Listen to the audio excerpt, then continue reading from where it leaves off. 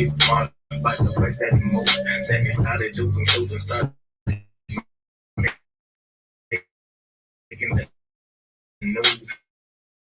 Making from all the show deal, and I believe he was killed it like a new blueprint to this game before he rolled it. Remember how the cold of the night and all the beast in the beach. And that's the one thing that fucks getting nice and true. The second thing is all the bitches always bringing the most. I'm next to the window or trip from the pursuit. I guess I'm not busy, but they upset me, hate that they do. I'm trying to do that over liquor, baby, just me and you. She buys it like a couple of lean, that's me for the moon. Then I get her on her knees, so she can swallow this food. I got some that'll be cool. I know they wanna figure life, I hope they know that we do. I'm out there smacking on the streets like the strength we can do. That means I'm trying to get that dough, we getting down with this mood. Oh yeah, I'm in the mood. Don't just bother mood, cause I'm feeling good. Don't just bother mood, cause I'm feeling good, baby. Don't just bother mood.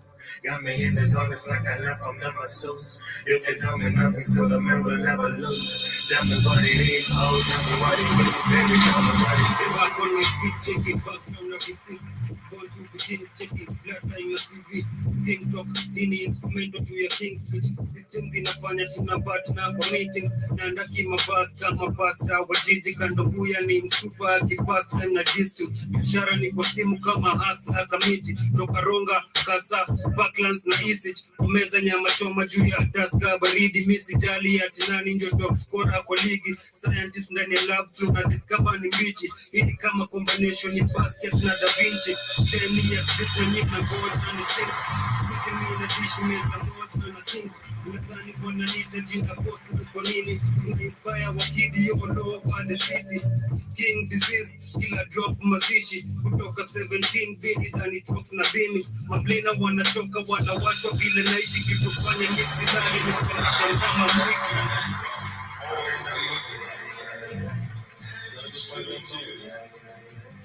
The Black Half Fire Radio, and you're listening to. Yes, Karibuni sana family to another beautiful episode of the Pan-African Bliss Show. This is the media of the 21st century.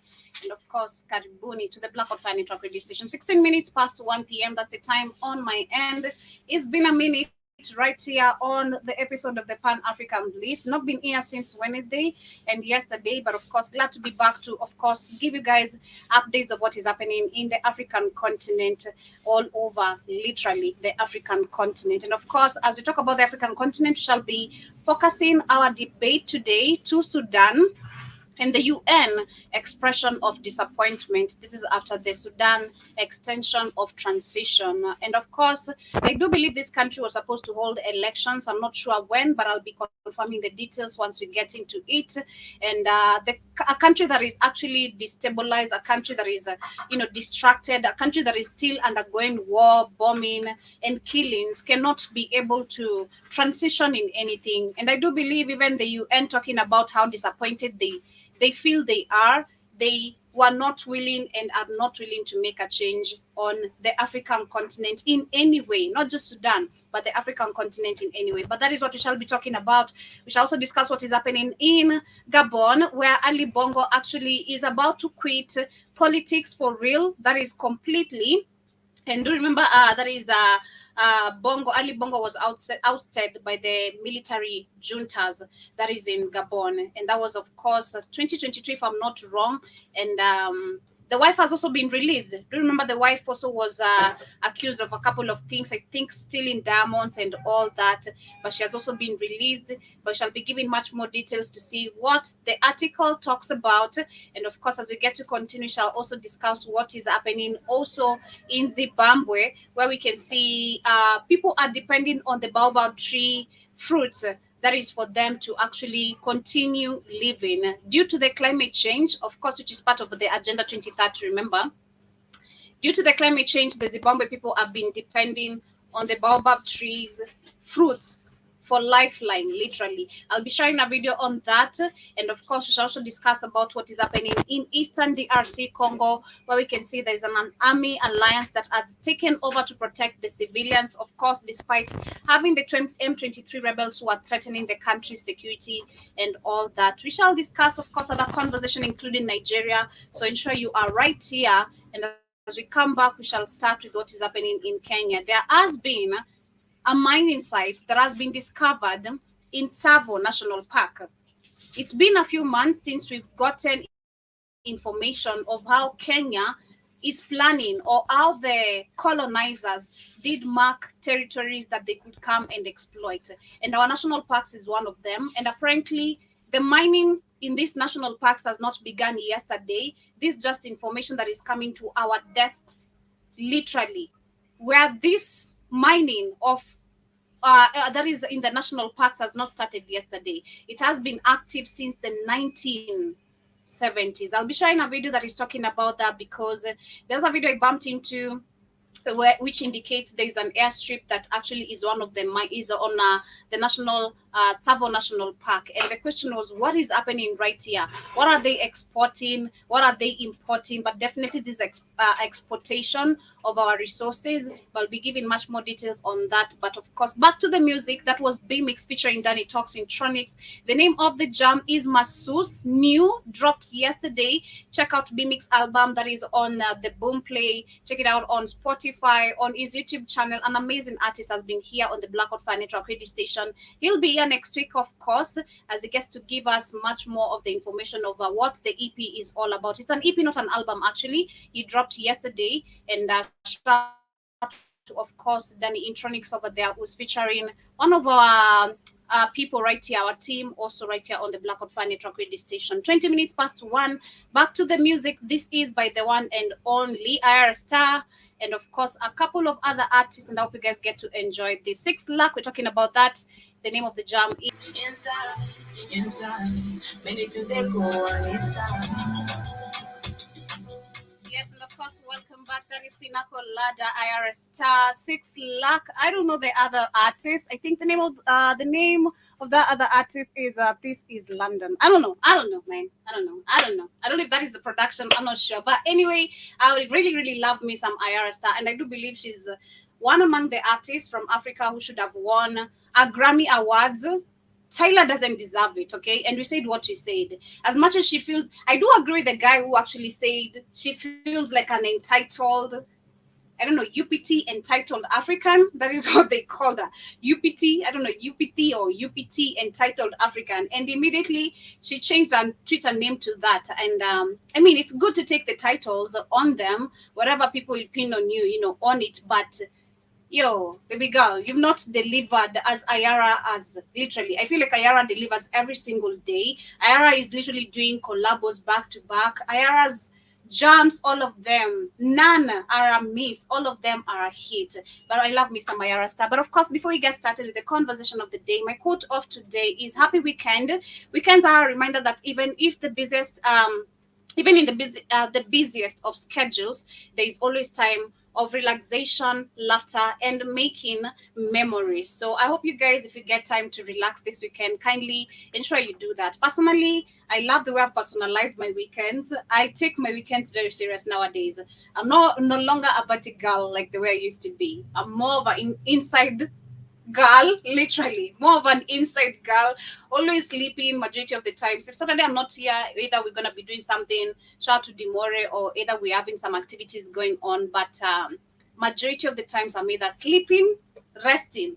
I'm gonna give my body a rest because I don't wanna come on Mondays exhausted. So I'm gonna give my body a rest as much as it requires. But shout out to Alo, he says gloss kwa lips, where. Thank you. I appreciate for the compliment. Shout out to Joseph, shout out to Wallace, and everyone who's joining through Twitter, on YouTube, and also on Rumble. On our TV, we are on Amazon TV. Hello, we are on Roku TV. We are to be tuned in on Android TV. But of course, shout out to everyone who's live with us on our TV station. Shout out to everyone who's live with us on our show page, and also on the Spotify, on Spreaker, who get to catch the shows on a podcast form. Karibuni sana once again. So as we get started, like I said, I want to start with what is happening in Kenya. And during this week, I think that was on Monday or Tuesday, I bumped into a video that caught my attention, and of course, I did a little bit of research. I don't have full details, full evidence of so much, but we'll be, of course, typing some articles as we get to move on. So it's been a couple of months, to be specific, where we've been having rumors of how Kenya has been, selling not only its national assets. We remember that happened actually since the beginning of the year. We saw KPLC, KICC actually was sold kitambo. KICC is not even ours, never been ours. That's the time I started digging information about how many companies, state-owned companies, do we have and own. KICC actually has no title deed from the last time I reported. That was in 2021. I'm not sure if they found the original owner, but it had no title deed. So it was literally not evident or clear who owns the KICC building in Kenya. But so many national assets, including also our Jomo Kenyatta International Airport. We know that the British family have literally the biggest shares. As much as you can see Adani coming in to trying to play a role of, developing the airport and all that, these are very big caution to us as a people and as a country, because are we really cooperating? Because those are the terms they use. We want to cooperate, we want to help you guys develop, or is it that we are selling away our lands? Because what is happening in Tsavo, again, it's been few months, all this information coming out. We've heard that actually our colonizers were the ones who marked the territories and named our national parks the way they are named, because they knew the amount of wealth that is underneath that soil over there. There's amount of gold, there's amount of, I don't know about diamonds. I don't know if in Kenya we have diamonds, but I'll not be surprised if we do. Since Africa is blessed as a whole, we are blessed with natural resources as a whole, and our natural resources keep on generating. I'd not be surprised if we had diamonds in the 254. Just saying.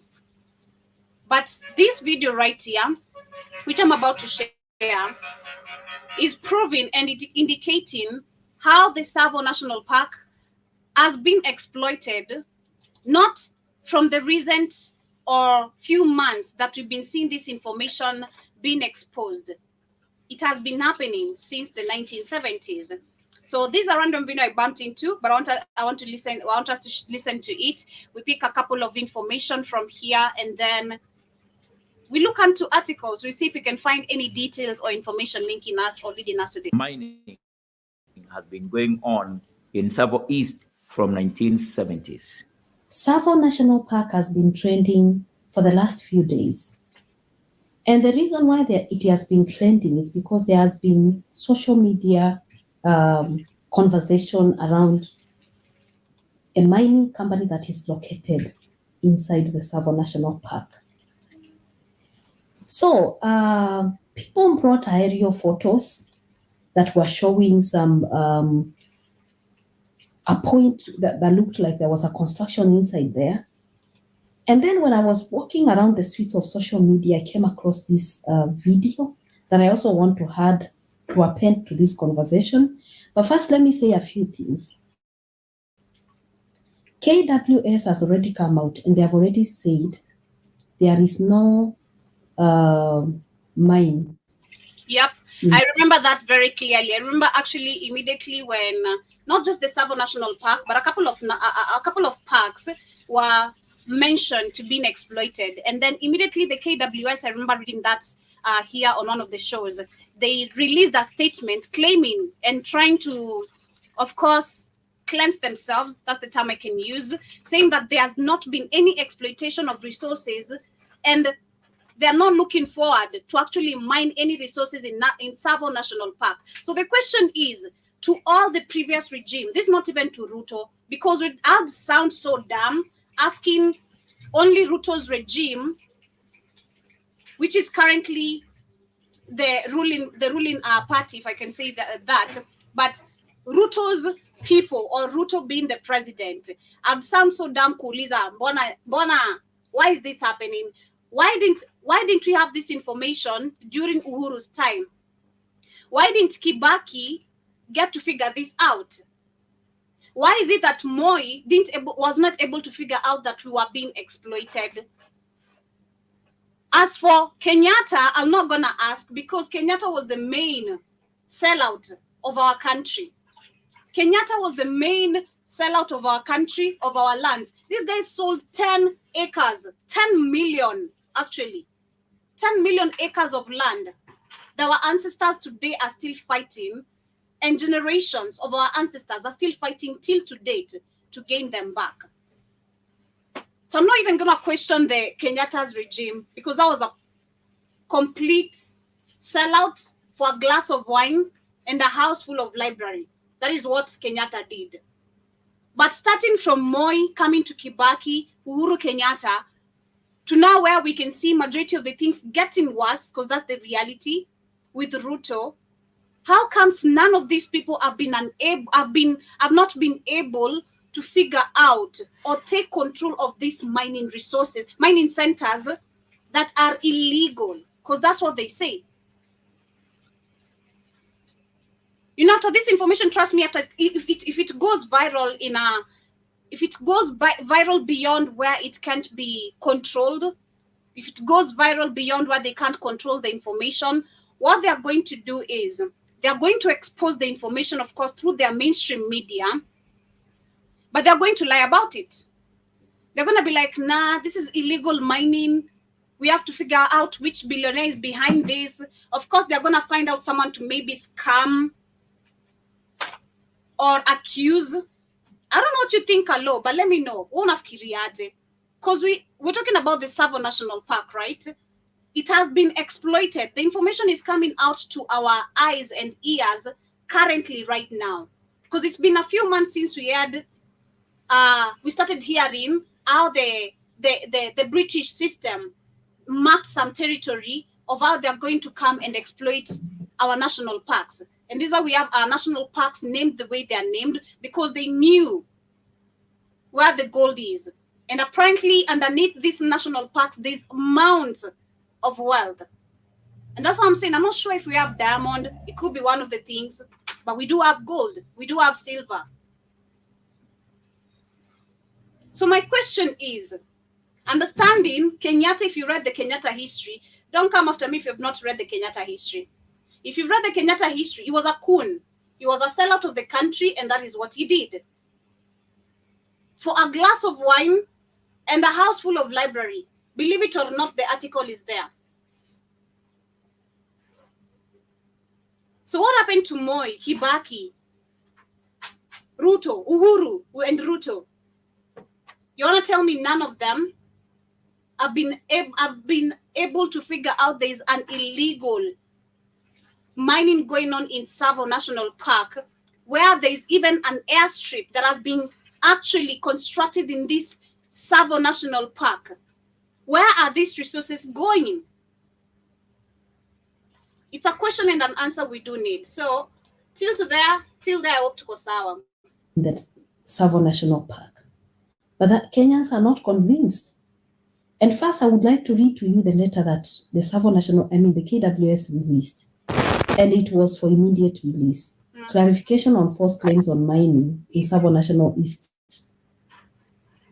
So it says, Kenya Wildlife Service wishes to dispel false information circulating. They actually bold false information to tell you that they do not agree that what you're saying is true. Exactly. So that's what I'm saying. If this information goes, which already is going viral, we can see the videos being exposed. But if it goes viral beyond like the Adani situation, they're going to come and figure out a way of how they're going to control this situation, because that's what they do. They'll be like, now we didn't know, this is illegal. Like the way they have been labeling the other rest of the mining sites that have been very active in other African countries illegal, but they're the ones still benefiting from this. So this is illegal. On social media regarding alleged mining activities in the Tsavo East National Park. We wish to clarify that the images being shared online are not from the said Tsavo National Park, and that there are no mining activities taking place there. In fact, the images being shared are from the Galana Kulalo Food Security Project. At some point, I thought that Galana Kulalo project had failed, or did I read wrongly? Because if it was still producing food, really, why have we not been having our food prices going down? Mm-hmm. If there is actually a project in Gulana farming, do we see images looking. I mean, this is literally a very dry land here. Which farming is active on a rock? Serikali inapenda kubeba watu wajinga sana. Which farming is actually very active on a rock? Which farming is active right here? All we can see is rocks. So which food production is being dug, or what type of food is being dug from rocks? So that they can stop lying to us. There's nothing. The last time I checked, actually, Kenya is about to be, if we continue with this climate change bullshit, which is one among their agendas, and understanding they're taking control of our food production right now. You're not allowed to plant indigenous seeds. They're about to take control of that. I don't know if they already have, but it is happening. Kenya is one among the countries, I'd say, and I'm predicting this right now, is going to be hit by hunger because of all these deals we're signing. Oh my God, we're about to, most of the people, especially in some areas, are about to be hit by hunger crisis. We're about to lose some people because of hunger in the name of climate change, which is part of the agenda.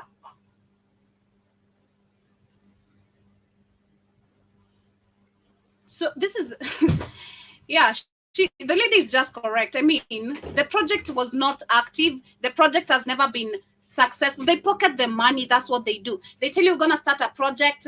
They draft the whole thing, but they don't execute none of it. Never.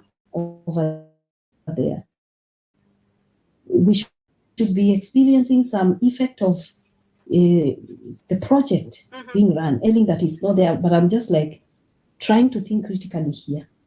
So, located in Galana in Galana Ranch, managed by the Agricultural Development Project Corporation. Agricultural Development Corporation, sorry, which is adjacent to Tsavo National Park. This project is being spearheaded by the State Department of Irrigation and is aimed at enhancing food security in Kenya through large-scale irrigation and sustainable food practices. Farming practices. As part of the program, canals are being constructed to facilitate water flow into irrigation farms. KWS remains committed to the conservation and protection of our national parks and wildlife heritage. Wow. So, anyway, so it has come out and objected that what Kenyans are saying is a lie. It's not true. And they said this on 12th. But that story has not died. It refused to die. Kenyans will not agree with KWS. And they went ahead. I came across this video that I want to attach here. So that I found that video also in X. So I collected the video and I said, okay, let me bring it here so that people can also have a look and see the alleged mining, whether and probably you can leave us your comments in the comment section and tell us what you think or feel about this. But the whole idea and what I understand, assuming that because Kenyans have been having a feeling that the political class and some people somewhere that we cannot see their faces are conspiring to make sure that Kenyans remain poor. Yes, it is the conversation that is going out there. It is very clear and they are saying it loud. And it's an African agenda, I'd say. Like I was saying, that was, I think, on Tuesday or Monday. It's an agenda. It's a constitution. I don't want to call it a law. I do believe it's a constitution set up to make Africans remain poor. It's not even a law. This is a constitution that was passed to ensure the continent of Africa will never. It's not about the law of this country, the law. No. The constitution of the whole country is you maintain poor, you'll never develop, no water irrigation. This way you can see countries like Nigeria. People are dying because of floods. And so in Kenya, did we see the same? And so will you continue seeing this until we demand for a change? So this is so sad to discover literally Tsavo National Park has been exploited. They have been mining resources since 1970. This is an information coming to us, the citizens, currently right now.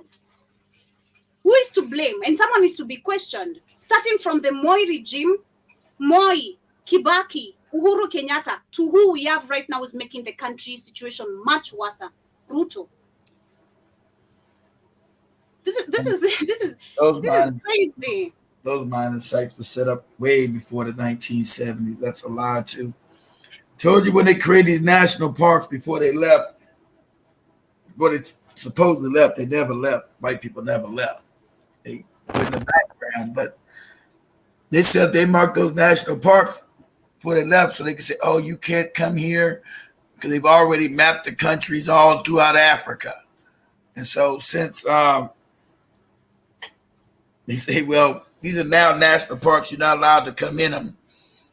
So that's to make sure you would know where they were stealing all your shit from. That's, Yeah. Mhm. so Karibu sana kwanza, karibu sana. Shout out to John Mosquito. Hello to you too. Hope you're doing amazing. Shout out to Sydney Amani. Shout out to Hello anasema hapo the truth, agreeing with the facts. Shout out to everyone who's there on TikTok. Yeah, I agree with you. And of course, I remember you telling me that, Keith, and the information that has been coming out from TikTok, TikTokers who have been exposing the agenda and why we had these national parks set up the way they were set up. Yes, I remember you saying this is not something that happened recently. When they left, of course, like you're saying, they never left. They marked the territories, knowing when they come back for neo-colonialism, which you can see it happening, some of the places they're going to, take control of. But this video right here is explaining. They've been Yeah, I didn't know that. So this video is explaining it has the mining of one of the national parks, that is the Savo, not all of this, just one of them. It has been happening since 1970. That is after they marked the territory. They came back in 1970, built a airstrip there, and they started mining. But the government is lying. The government is lying. It's a project of food production that they launched, I don't know which year. Of course, it's a lie. Your government's control. There are no governments, so you know it's a lie. It's a lie. Nobody farming in no national park. I don't think it's a lie. Same way in Congo, where you go to Congo, there's airstrips. They ain't built no roads, but there's airstrips all around the Congo where all the fucking mining's going out. So the white man can fly in, steal his shit, and fly back out to Europe. True. That's why the airstrip is there. I don't have to deal with you goopy niggas. I fly in, get the shit out stolen, and fly right on out. I have to go to no customs and that shit. And even the dumbest thing, when you tell people and telling Africans, especially if you tell them Zungu, we're doing farming on a rock, that would make sense because these people even came from rocks, number one. But if you tell an African there's a farming activity going on in a national park on top of a rock, what are we gaining there? Stones? And that's what I'm saying. I was saying just a few minutes ago, Kenya is one of the countries I believe is about to be hit by inflation in terms of hunger very soon. If not very soon, maybe next year, or still when Ruto is still under and in power. Because remember, we've signed into where they're taking control, of course, of our indigenous seeds. They want us to produce I was looking at something on TikTok show that said, what's happening with Africa? You open the orange, there's no seeds in it. These GMOs, yes, the things that make sure you have no nutrition. Yeah. Eat whatever you eat, so everybody's going to be running around there fat. You're going to be fat because you get no nutrition. So a bunch of fat motherfuckers like in America now. A bunch of fat motherfuckers running around there because there's no nutrition in GMO because it's fake food. It's not real. It's not from God. It's fake. It's made in the lab. These laboratory goddamn seeds. They're not organic indigenous seeds. They're made in the lab. So there's no nutrition in it. So it's fake food. Same shit.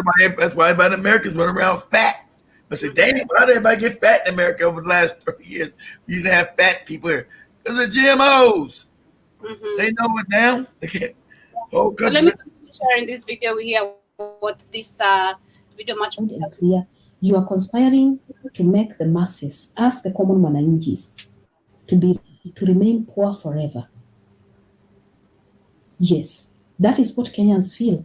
Because if, for sure, because I know some Kenyans somewhere, they will definitely go to that Tsavo National Park and try to take real images. I don't know how they will do it, because actually it has been said in different forums that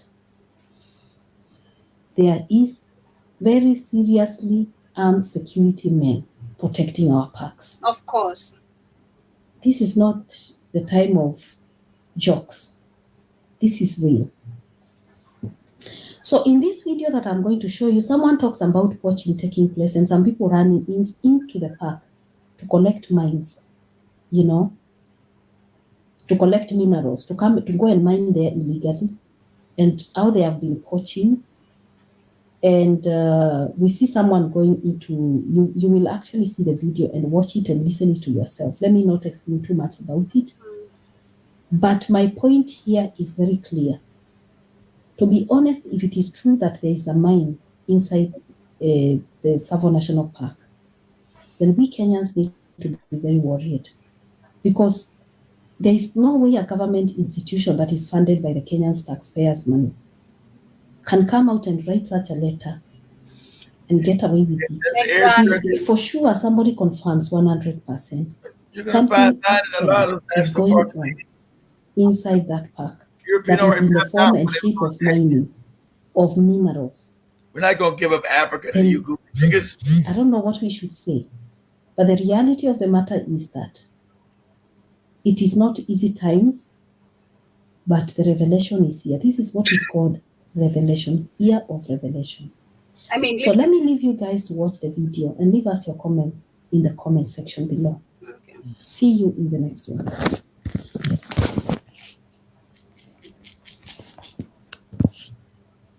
We were on Mizani on Monday, and then KWS issued a statement that denied the existence of mining in Tsavo East or any other game reserve.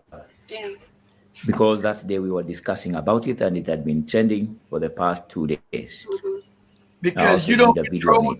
None of your government controls it. None of your government ever controlled it, doesn't control it.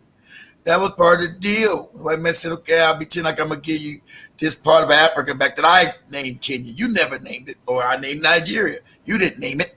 I named your goofy countries. And I've already told you, in order for you to get your fake freedom, these minings are going to exist and you have nothing to do with it. If you come in, I got my military here to overthrow your ass. You understand that? I got an American base in Kenya and I got a goddamn British base in Kenya. So you'll do what you're told to do, goofy niggas. All your money, your mining goes to me. I agree with you, but at the end of the day, this is where we can see Kenyans taking accountability into their hands, because when you talk about accountability being held by the fake puppets, it's never going to happen, because, again, that's how the Constitution, I'm going to call it the Constitution, that's how it's been set up, literally. It's not about the law of a country. The whole continent has been set up where different or some of the majority of the things we have in the country, we don't control. Not even our schools, not even our churches. We are actually controlled in every way, you know. But I do believe by the waking up of the African people or an African person, like what we can see here, where she's saying we need to be worried, we need to be concerned, because there's no way where a leadership or someone who's using my money claiming to just release a statement and I'm supposed to be okay with that. I need accountability. So since we have leaders who are failing to do accountability, find the problem. Africans are doing it themselves. They're going on the ground, taking pictures, recording videos, coming back with articles, every information that we need to expose these coons. And the time is coming. I do believe that. It's not going to take long, kid. As much as it might take maybe 10 years but I do believe Africa is going to be ready and gathered with all the information. This is just the beginning. Slowly, until you get to, because I believe most of the Africans do not understand the Rothschild, the Rockefellers. We still caught up in that Israel bullshit of, oh, let's fight for Israel. Let's pray for Israel. Not even Palestine themselves, as much as shouldn't be concerned. Most of the people are like, this is where God, Jesus was. Nah. These are the controllers of literally the continent, the whole world, the global everything, your food, your medication, politics, how you breathe, and nowadays they can even control breathing. If you say anything against them, of course, you're gonna be deleted. That's one of the ways of them controlling your breathing. So I do believe with this slow process, Africans waking up, us gathering information bit by bit. This is enough evidence of making people have rage and go on a war. That will be enough rage of discovering what you did to African people, all the apartheids that have been organized, all the killings, the slavery. And it's going to be even much better if we understand the miseducation we have between the Africans in America and Africans in Africa. Because I think that was last week where Demore, or this week, Demore was trying to discuss about the culture and everything. But apart from culture, do we understand why things have been set up like that? Why we see each other different, why we see Black Americans the way we view them, the way Black Americans view Africans. Once we have that and we are a collective globe, it's going to be undefeatable. It's gonna be a war won, and we're gonna have all the weapons funded either by Russia, of course, watching our backs, like Burkina Faso. We're gonna have all the drones and check all these farming activities going on in these national parks. Why isn't there food? Why are some people still dying in the northern parts of Kenya if there's literally food production happening? Capping liars. Thank God yesterday we got confirmation that mining has been going on in Savo East from 1970s. Watch this video and give me your opinion.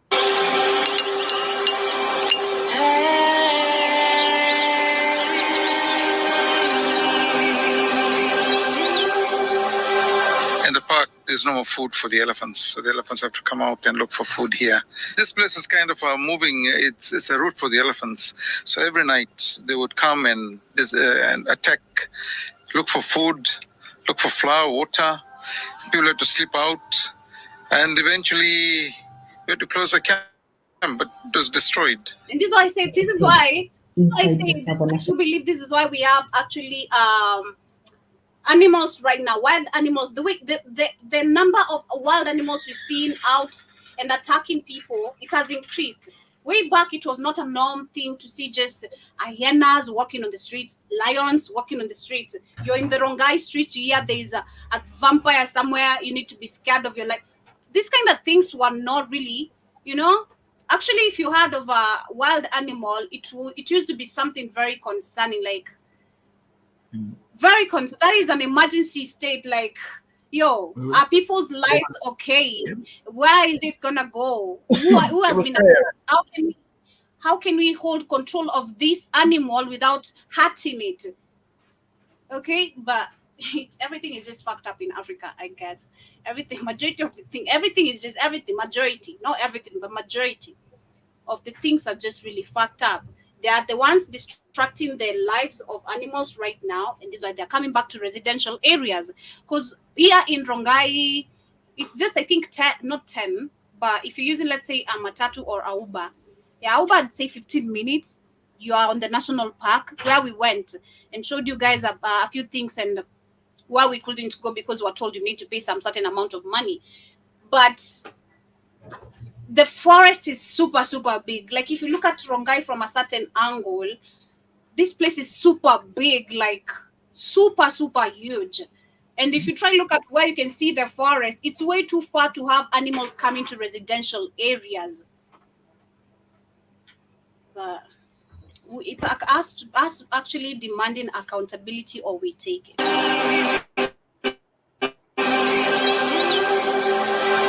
In the park, there's no more food for the elephants, so the elephants have to come out and look for food here. This place is kind of moving, it's a route for the elephants. So every night they would come and attack, look for food, look for flour, water. People had to sleep out, and eventually we had to close the camp, but it was destroyed. That's the problem here. We're right next to the national park.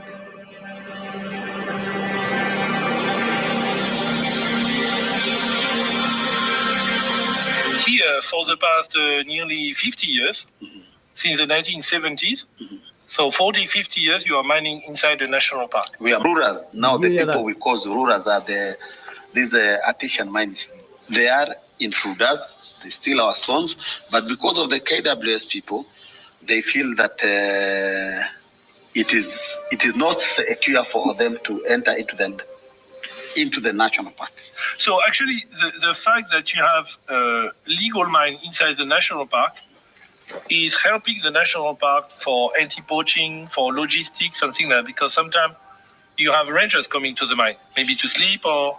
The people from KWS, when they get that we have any intruders, they are able to relay with the other camps. Why is the Indian right there? It's why are the Indians speaking for Africans?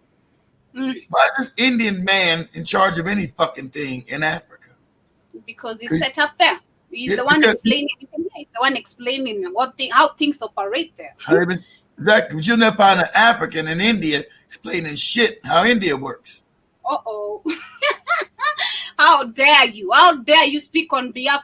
Oh my God! That was on I think last weekend, but one when we were with Demore coming from the farm, right?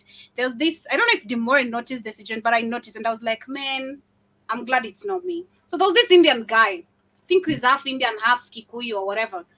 But he was like, I think he had an issue with the conductor, and then he started talking crazy to the conductor. And I think the conductor knows them. He started keeping him on check. Yo, you're gonna go back to India. You're not gonna bring your bullshit to me. It's about time you start doing that. That's right. You're not gonna bring your bullshit to me. You're gonna either you alight, the matatu, or you pay me. I say the matatu is this amount of money. Why do you want us to have a back and forth argument? Exactly. Give me my money, or you go back to India or alight my matatu. Simple as. And I was like, God, I'm glad to see this. My blood was boiling. Yeah, because they come. Everybody comes to Africa. My blood was boiling with excitement. I'm not gonna lie. I looked at Demore man. I'm like, Demore, did you see that?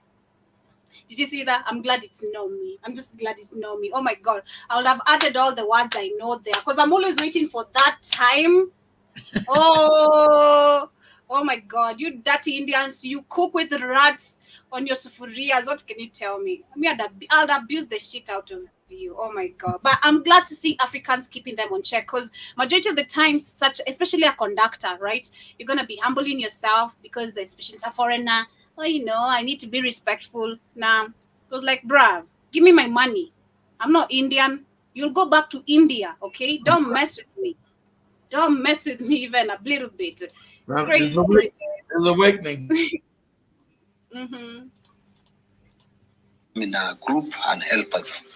So you're collaborating with them. Yeah. So you are supporting conservation, but at the same time they provide you protection because you don't get too much attacked by illegal miners. That is true.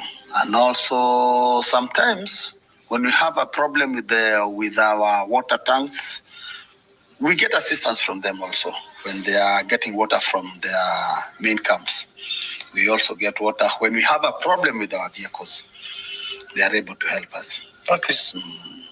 So for you, it's kind of a benefit to work inside the national park. It is a kind of a benefit. First for he works for the national park, for the security, and even removing these people from outside, these intruders. Today we are visiting the gem license from a local gem miner called David Visram. So he is working not very far from the Tsavo National Park. You can see the Kasigar Mountain just behind us.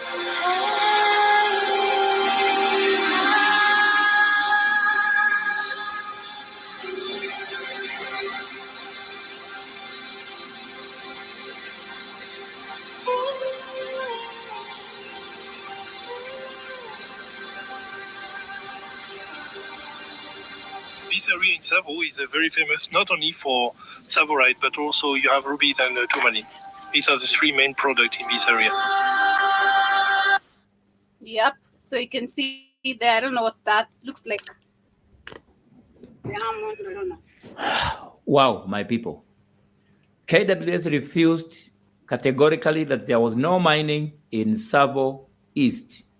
Now this video confirms that mining has been going on in Tsavo East from 1970s.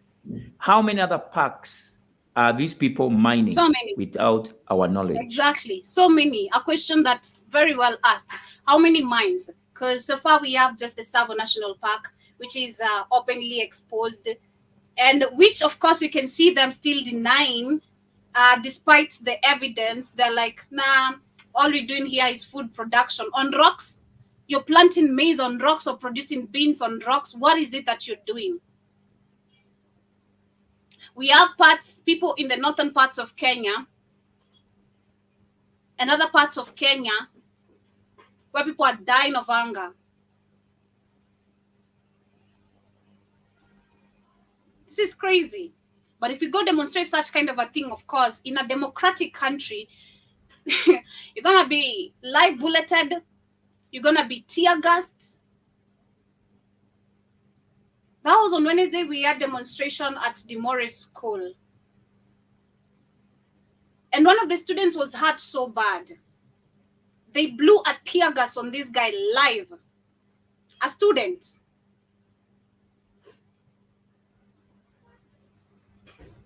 And this is when you're fighting for your rights, demanding for justice. But I do hope we're going to get to that point where the system is going to change and Africans just taking control of everything like we once did. I live for that era. I live for that moment to see everything I spoke about, the younger me. I want to see literally the old me looking at the younger me, proud of how I passed this information boldly and waiting for the revolution of Africa, literally. It would make me so happy. I live for that era. I pray to Jesus to keep me alive for such long, because I have to witness that era. I really have to. I got to. It would be so amazing to see us thrive again, winning again, standing again, fighting again, not taking and tolerating bullshit from anyone, because I've learned something lately. I've come to understand what confidence also how confidence can make other people feel intimidated, or I don't know, some certain type of way. I've been noticing literally some Africans, and that's why we need to all of us wake up. Some Africans would look at you majority of the times as me being a woman. I'm gonna be judged because of my dressing code. As a woman, or our era, we were saying this even on Monday, our era, and if you look at our mother's era, our mothers literally grew up dressing all church-wise. You needed to cover everything of yours. Even if it's so hot, you need to look like a Muslim. And that's the type of shit I was trying to grow with at home, or you need to cover your neck, but it's hot. No, you need to wear a pull neck even if it's hot. Wear a long sleeve and all that. But understanding the kind of era we are in, the Gen Zs, literally, people are dressing comfortably. I'd say, I don't want to use the wrong term. I want to say comfortable. I'm comfortable with my dress, whether short or long. I'm comfortable. I'm not living according to the societal expectations. Personally, I think Keith knows, maybe majority of it, but me, I like short dresses personally. So I've come to figure out, and I do that. I'll attack people, anyone who's gonna try attack my confidence, and apparently my confidence overpowers them, and they end up shrinking. They'll end up literally shrinking. So I'm like, I wish we can all learn to build up our confidence literally in any way, not just in talking, but also dressing up. Because Africans, we've grown up without that, always questioning ourselves, doubting yourself. Everything you do, you're doing it in the name of Christ, in the name of Jesus. Am I okay? Am I gonna be judged? Am I doing sins and all that? We are religiously based, or have a religious based mindset. And until you change that, because for me, that's one of the things that made me literally different in our home, because people are wearing long dresses. I'm being forced to wear long dresses because I like short dresses, and because I've grown up with that comfortably, now I can boldly tell anyone, hey, do you have a mother? Can you act like you came from a woman? And that will keep a man shut, because you're like, oh, I came from a woman. Oh yeah. And right now I'm so ready. Anyone who's gonna come attack me, I have pepper spray ready. I'm just about to I'm about to buy a taser. I'm about to buy a taser because men outside there have not met women who are crazy. You know, we're only crazy until you talk, but it seems like talking is not enough. So you need to pepper spray someone who's gonna come and touch you crazy. Who's coming that crazy? I know you. Tase them. I know you. Nobody's acting crazy to me. Well, personally, it happens every single day. Like you've seen my dress, you know the dress, like the dress I'd worn that was on Wednesday. The dress I got from a friend of Sheila, right? That dress was looking sexy as F. Like That was someone nice. just out of nowhere, you know. People will never lack anything to talk. Even yesterday, the way I dressed, literally, the Ankara top and the skirt. Someone called me a man. I'm like, nigga, did you come from a woman? Because I have a short hair. I'm like, did you come from a woman? Can you act like you came from a woman? Were you born or were you spit? That was the question I asked them. And they laughed. Literally, all the friends were laughing at him. Because you're attacking someone who's so confident, which you don't have. Learn to guard, build your confidence before you attack someone. I don't know what dress you at. I see you with sweats and a long shirt on. I didn't see no dress. Yeah. Yeah, but I've gotten that. I'm just saying in general, Africans need to do that. Because what I saw from that Makanga, that conductor guy was confident. You know, he didn't shrink. Yeah, that's the problem. That's what John Henry Clark. That's what everybody. The colonialization made Africans lose their confidence. You've been indoctrinated to be weak and docile. So it's a lack of confidence. Same thing. PLO Lumumba running around talking about. You don't have any confidence. You lack confidence with everybody. So that's why you put your head down and treat everybody better than you. Hey, okay. All that old goopy nigga shit you do. Me, I'm gonna check on you. Trust me. Me, I don't even when a woman stares at me for so long, I'm gonna ask. I don't care if I'm looking good. What are you looking at? Because what are you looking at? And especially if you're looking at me in a way where you're so judgmental with your Christian mindset and your goofy ass clothes, bro, go back to church. Stop judging me and just go pray. Let me, the sinner, continue walking in sins because I love it. You know.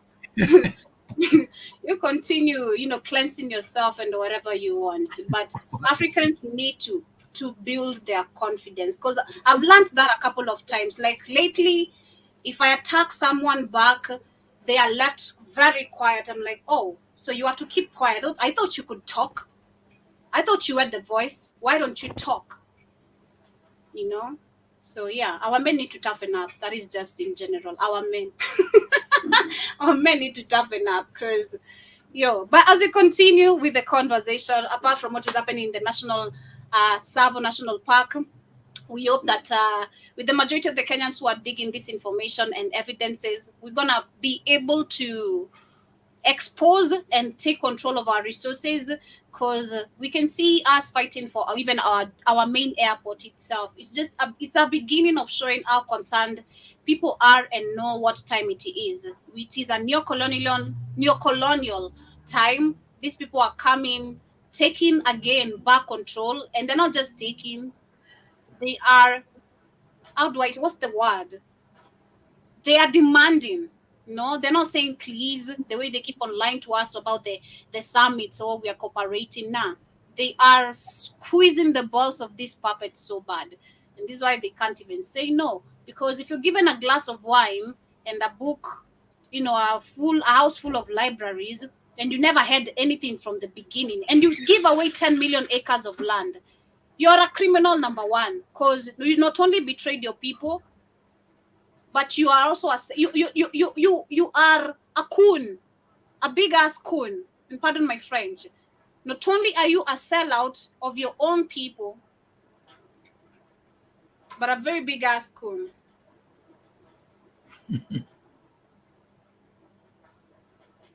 It's crazy. But as we continue to our failed puppets and those who are very active, we had Ali Bongo, the Gabon president. Remember him? Of course, him being ousted by the junta. He has said he's going to be quitting politics, and he is also calling for the wife's release. I think the wife was the one who was still in diamonds, right, Keith, if I'm not wrong? Yes, he was still in diamonds, just like the white woman up in Guyana. He married that other one. They're all French agents. Only Negroes don't marry their women. Only puppet. You don't see nobody. China control the country. Got some black wife. Right? Europe got a black wife. So only these goopy Negroes grow up loving white people. White wives who really nothing more than spies of Europeans, the ones stealing and shit. Shit's crazy. Mm-hmm. So they're saying that Gabon's deposed President Ali Bongo has announced he will quit politics a year after he was stopped from the power by I know military. prison politics. I thought they locked his ass up. They didn't lock him up. Because nobody didn't lock him up because his cousin is the one who overthrew him He for the was in French. detention. He His was in cousin, his cousin who was for the French. The French overthrew his ass. His own people he was a puppet for overthrew him with his own cousin. Okay, so it wasn't no real coup. It's fake. Mm-hmm. Fake coup because they were mad. They were about the China. You got a Chinese cat in there who actually probably really won because the Chinese said we're gonna take over Africa because these niggas are goopy. So they impregnated them and won them 25 years ago there, and now he was running for president. Most likely that Chinese half Negro won. And the French like, nah, we're not giving no fucking Gabon to no Chinese. Crazy as hell. It's where we rob and steal. We don't got time to get no Africa up to these goofy niggas, so we're gonna overthrow his ass. so they overthrew him and put their new puppet in, who's nothing more than his cousin.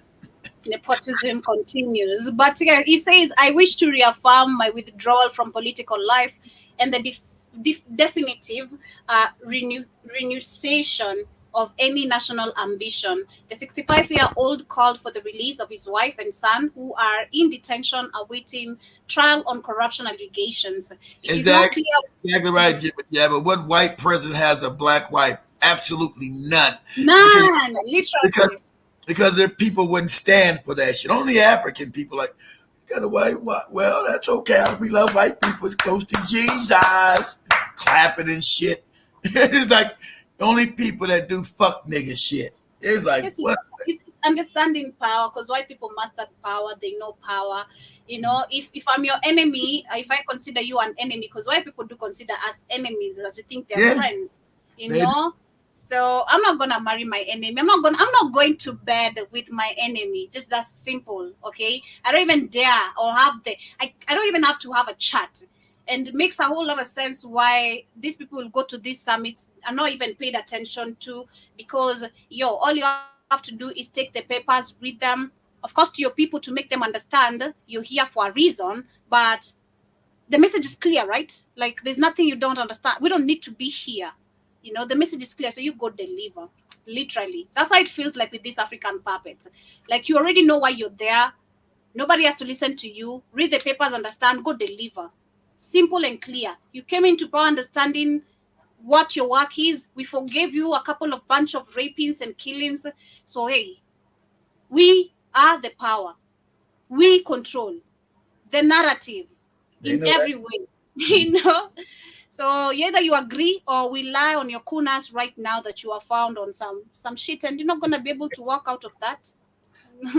Yes, basically that's what they do. But they're saying it is not clear whether his statement follows any negotiation with the military rulers, or if he's hoping by agreeing to quit politics, he will secure his family's freedom. Mr. Bongo suffered a stroke in 2018, and his health was a major source of concern for many in the build-up of 2023 presidential election. The army seized power last August, shortly after Mr. Bongo was declared the winner of elections in the which was disputed, of course, by the opposition leaders. Like any African country, or like any country, oppositions will always oppose what is going on politically. But we're gonna see, of course, with the updates we're gonna be getting from the mainstream media, if fully like you've heard, he's not had the discussion. It's not clear if the discussion is between him and the cousin, or if he's doing this just willingly. And I do believe they should go, the wife, the son, and even he himself. I do believe he has charges of corruption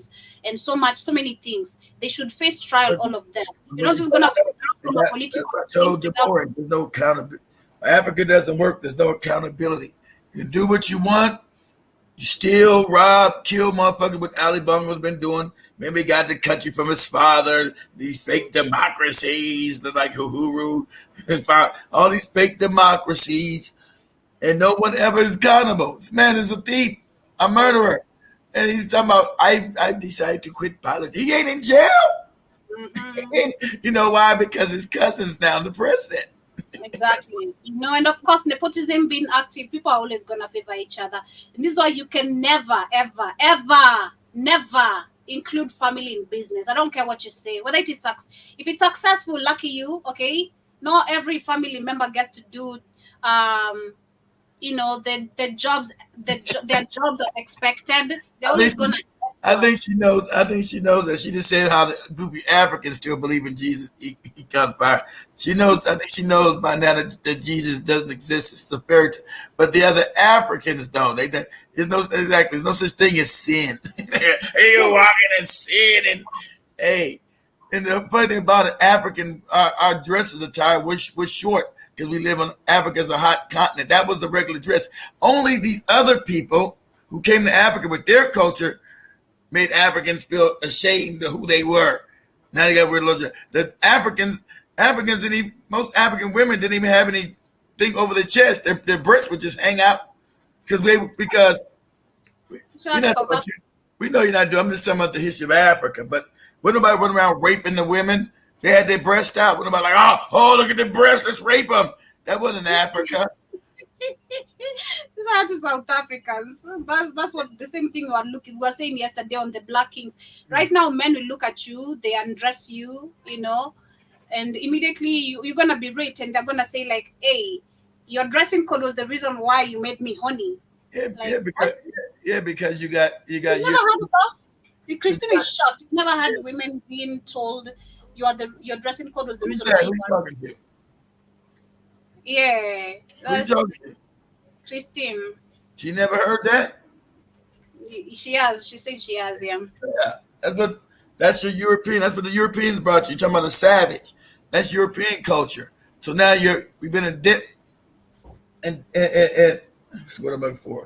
Not indoctrinated, but inundated. Been inundated with European culture. So now the men behave like European men who rape and rob and I can't control myself because you. Listen, African women used to dress, always wore short skirts. That was the norm. Why you see them dancing down in Zulu territory with no tops on and short skirts. That was the norm. And that was all throughout Africa. That wasn't just fucking South Africa. That was Africa. You're the same people. Was no borders. That was the attire. But when other people came into Africa, they said, how dare you? What are you doing? So you took over their fake ass Christianity, fake ass Islam. Now you got women dressing up like fucking mummies. Because remember, these motherfuckers hate they women. You walking around dressed and all that old shit on y'all. You hot as fuck in that shit. You imagine you in Africa wearing all that hot ass shit all over you. You dressed up like a fucking mummy because you're supposed to be, because you're not going to turn on the fan. Because in Afghanistan, where we read last week that they were telling their women to cover up so that they cannot look at men. Yeah, that's another level of it. Sounds like hate. You hate women. That's why your goopy Bible tell you that the woman was bad, made up. The woman destroyed civilization with Eve. So if Eve hurt Adam, doesn't mean Adam was stupid for him to eat this apple. All she said was, here, taste it. He could have said, nah, bitch, I'm not eating that. You got me fucked up. God told me no. Like, what? So remember, Eve is the woman's the first sin, all this old retarded ass, made up ass shit. It's all made up and goopy. Growing up around white men, I can attest that the first thing they think they're looking at a woman is exactly, is she fuckable? Exactly. That's their whole culture.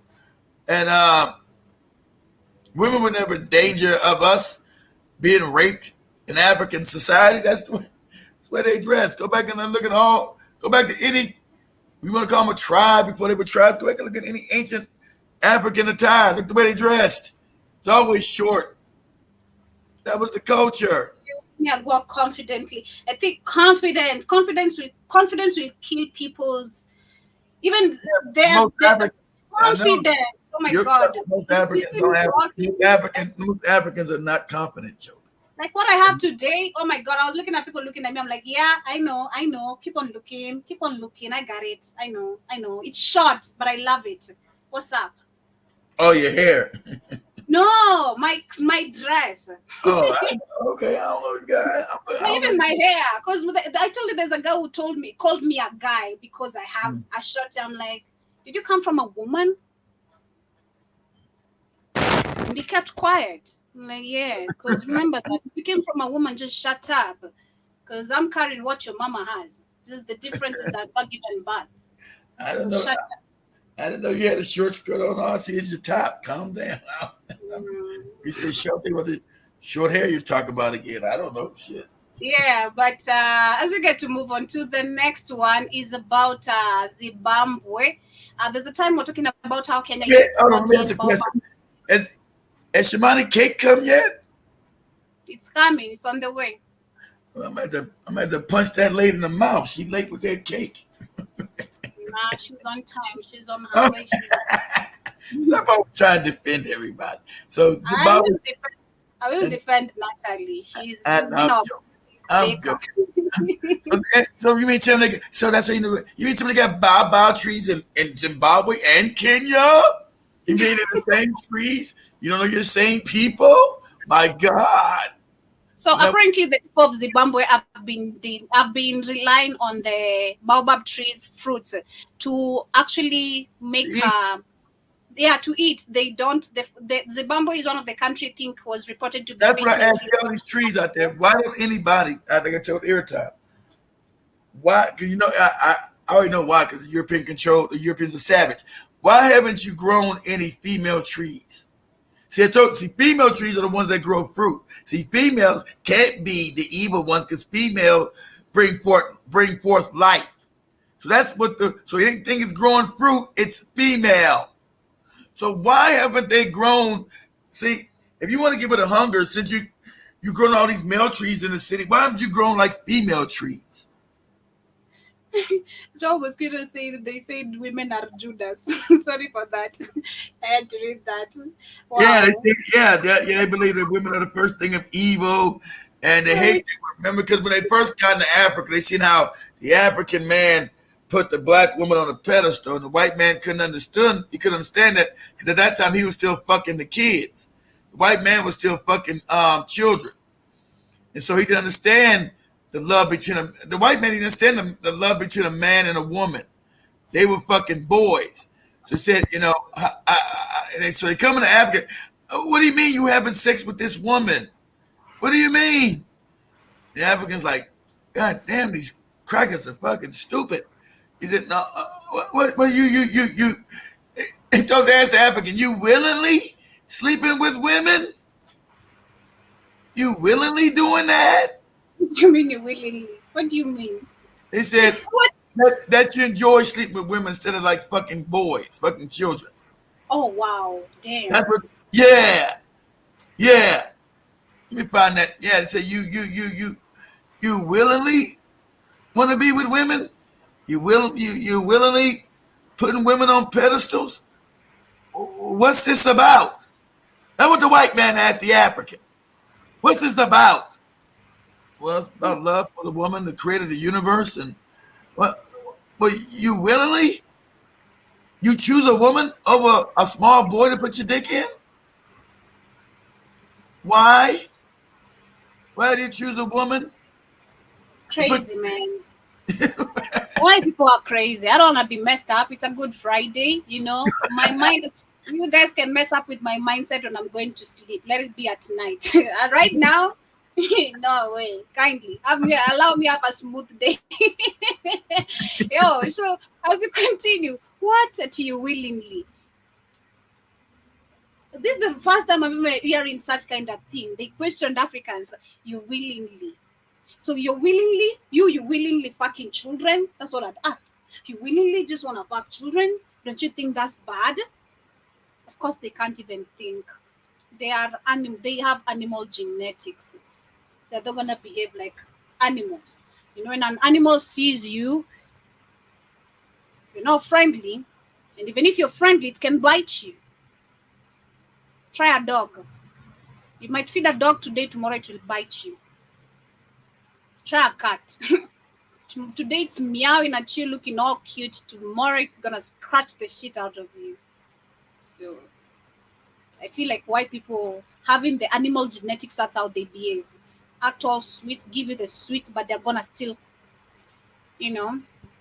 stretch their whatever's on you. Crazy. But listen to this. Since childhood, Loveness Bitoni has picked baobab fruits from the gigantic trees surrounding her homestead in Zimbabwe to add variety to the family's staple corn and millet diet. She never saw the iconic trees as a source of cash until now. We didn't harvest any crop this year. We're only able to survive because of the money from baobab fruits. We're only able to buy corn and salt. Cooking oil is a luxury because the money is simply not enough. Sometimes I spend a month without buying a bar soap. I can't even talk about school fees or children's clothes. Residents like Bitone receive little for their work collecting baobab fruits. They say they cannot dream of affording commercial products. The fruit becomes. When the buyers come to take our products, they have their own gazetted prices. But what I think they should do is to meet and consult us as local leadership, and we agree on pricing. People have no choice because they have nothing. So even the people themselves are not even benefiting from the fruits being sold either outside or even local markets, because understanding how our system is set up, even the local markets are barely even supported. This is why we see us relying on other aids, other organizations which are funding us genetically modified food, so that we can keep on feeding ourselves. In a country rich in platinum, coal, iron, and gold, people are surviving on baobab fruit. That is Zimbabwe. It's not only rich in soil and raw materials, it's rich in coal, platinum, iron, and gold. But the question is, of course, where is the money going? How is this benefiting the country? The exploitation, the importation, the taxes. What is the money doing? It's a video I saw on TikTok, which was this lady was complaining about how the US keeps funding Israel funds, whatever, and all that. And she was so mad because those are the taxes and there's no development. I don't know which country. I think it was not the US, but I think an African country. This lady was complaining, I don't know about, can't remember which country specifically, but she was so mad. Like, our taxes, why can't you see development over the years? It's been since I was a child, I've been seeing my parents paying taxes, my sisters. Now I'm grown, I'm paying taxes, and there's nothing these people have done with our money. We're more in debt, more than we've ever been. Yet we have resources. Who's benefiting? But we know who. I just can't wait to see Africa. Actually, I can't wait to see Africa liberated. I can't wait to see Africa revolution. I can't wait to see Africa having good leaders. I can't wait us to have positive talks of like Burkina Faso, Niger, and Mali. Because it is sad when you talk about African problems, each African country, the problems all goes back to bad leadership. All of it, every shit just goes back to bad leadership. Lack of accountability, stealing of money, exploitation of resources of which no one has ever stopped. I can't wait Africa having more loans, more debt. Like, it is so crazy, man. It is super insane. But as we get to continue, as we get closer to winding up, it's about Nigeria. Nigeria has been facing, of course, and being hit by floods, again, bad leadership. Look at the white men in your screens, always reporting what is going on, ready to appear when Africa is facing calamities. But what help have we gotten from these people? Nothing. Nigeria is one of the countries that saddens my heart as much as we make a joke out of it. This is the most rich country in oil, but yet this is the biggest population of how it looks like. This is how majority of the country's population looks like, to be specific. This majority of the residential areas, and actually even quite a norm in some areas in Nigeria where people live and swim in waters. And it's a norm. So you can imagine now, can you try imagine maybe a place like that residential place where the Nigerians are so used to swimming on that shitty water. Now when it rains, can you imagine how worse it gets? The water levels, do they get in the houses? Of course, all that look at that, yeah, that shit getting out of the houses. The houses are damaged. The houses are trash. What you So got? most of the people in Nigeria, they have to sleep standing either, or they have to sleep on boats, because if the house is flooded, of course you guys are gonna either rely on the boats, You sleep or on the you're top. gonna sleep You had to standing. sleep on the top of these roofs or something. Like Kenyans, literally. That's how majority of the Kenyans were surviving during the floods. They slept on roofs. We have funds set aside for emergencies like this. And this is what I loved Libya's action. Libya, immediately when there was a dam that actually exploded, I don't know, the dam, whatever happened, and it led to the floods that displaced so many number of people and deaths. Immediately, there was an execution of those who are supposed to ensure everything runs correctly, use the funds are supposed to be used. They were all executed. In Nigeria, you ask yourself, who's going to be executed? Who's going to be held accountable? It's not the first time you see floods in Nigeria. It's not the second time. It's been years of us facing the same situation. It's been years, because every year, you know, this season, this month, it rains for this long. These areas are affected this way. So why haven't you come up with a structure of how you can solve the problem of this, you know, bring up a solution of this problem?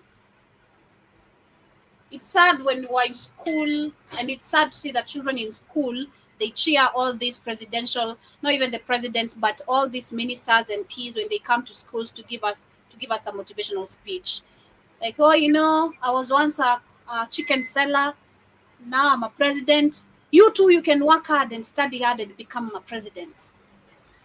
And then there's an African goofy parent who also runs away with the same narrative that the president is saying. So they're going to give birth to many children, even if it's 10, hoping that one of them becomes a president. Sadly, that's what we've gotten today in Africa. Majority of the people are not even having siring children because they want to, as much as, and not understanding the benefit of also siring many children, because it's good. I'm not saying it's bad. Understanding the population growth, how important it is, as much as they're trying to say and take control of it. We need the population to grow as much as possible. We need it bigger. We need it larger. Because the amount of patients we have in hospitals because of cancer, which is them, they have caused, HIV, which is them, tuberculosis, which is them, they need to be replaced with healthy, beneficial children who are going to be born and educated. Don't do this, this, and this, and this, and this. And that way you can't tamper with the population. You can't tell a population that has been able to deal with diseases naturally or any way that this is dangerous.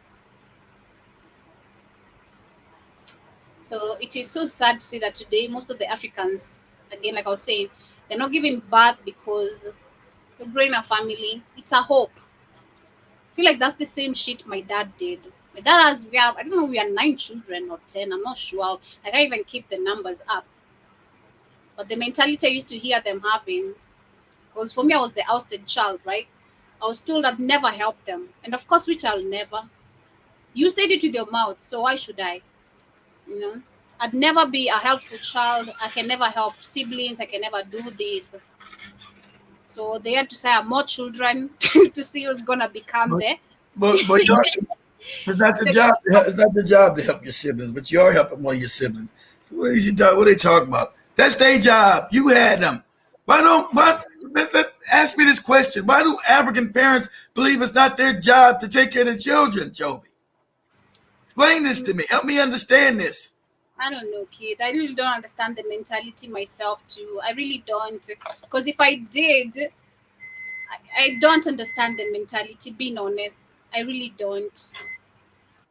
From a younger age, the moment I was being, because this started, for me, it started when I was in high school. I was told after you're done with school, you got to help your siblings do this, right? For me, I was always just laughing or just minding my business. I never answered to any of the questions I used to be asked. Because number one, you don't do the bare minimum to help me. So why should I help others? That don't make any sense. Yeah.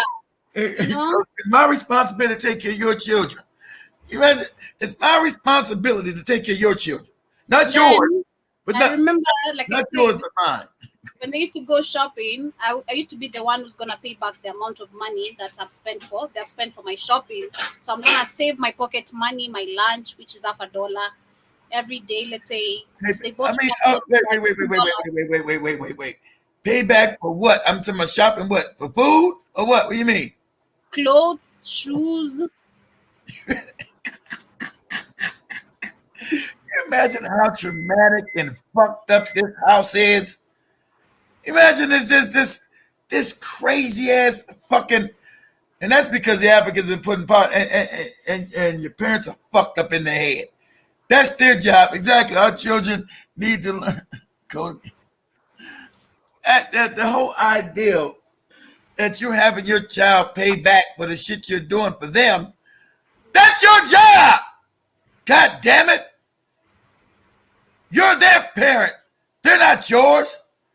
This is completely fucking absurd.